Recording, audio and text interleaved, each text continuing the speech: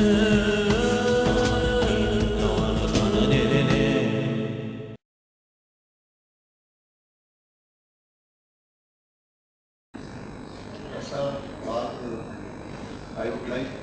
would like to thank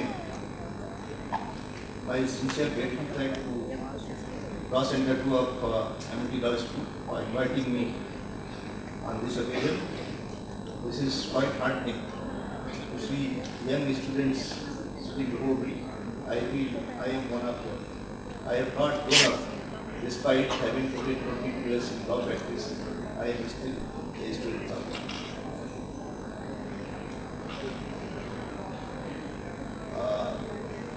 Professor Dr. Pradesh of State University, Amity University. Professor Dr. Moot, Director Indian Institute, New Delhi. Major General D.K Director Uttar University. Major General D.K Singh, Group Vice Chancellor of the University.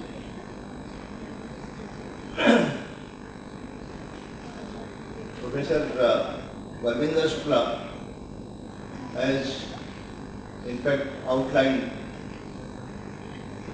the theme of the topic.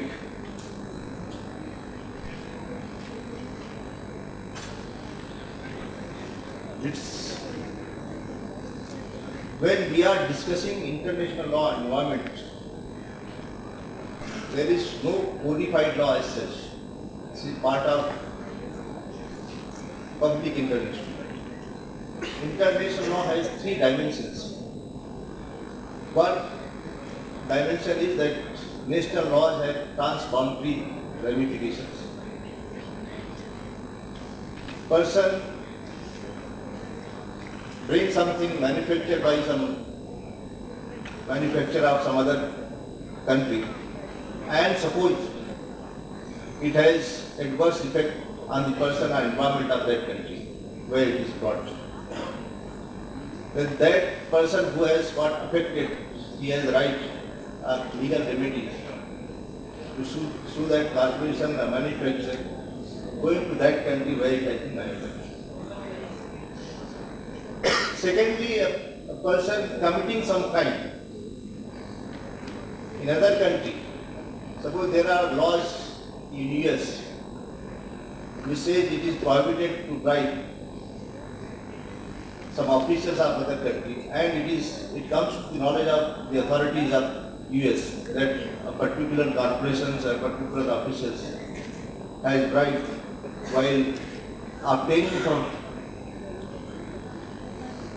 favors officials of other country, then that person can be brought to the book in US.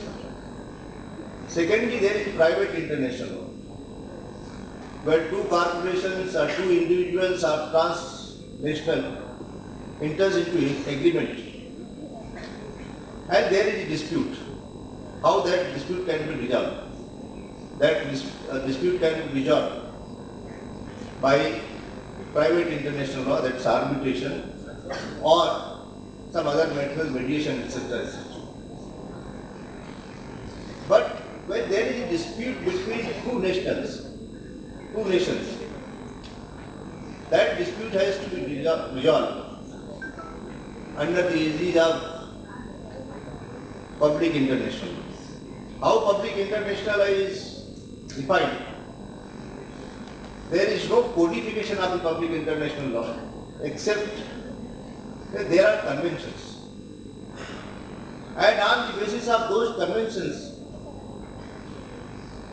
the agreements are entered into, and that dispute between two nations is resolved on whether the dispute is brought before the ICJ or some other forum.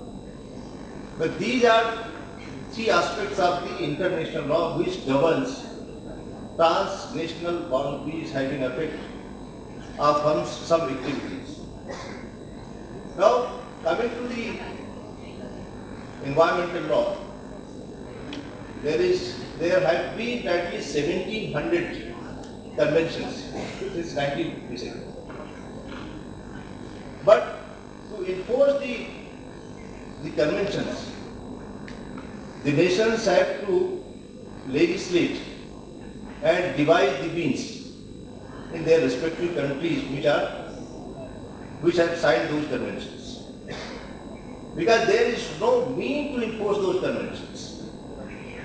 If you suppose some country has not followed a particular convention, you can impose sanction.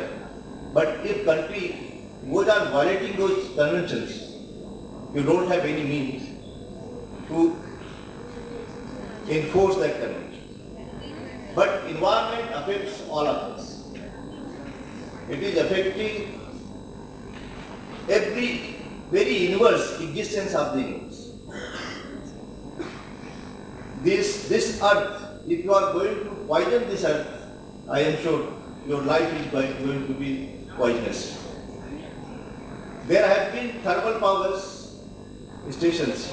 There is demand of energy all over the world. There is thermal power energy, there is hydro energy, there is now solar energy, there is now wind energy, there is nuclear energy. Germany was the first which put up the thermal power stations. It has been found that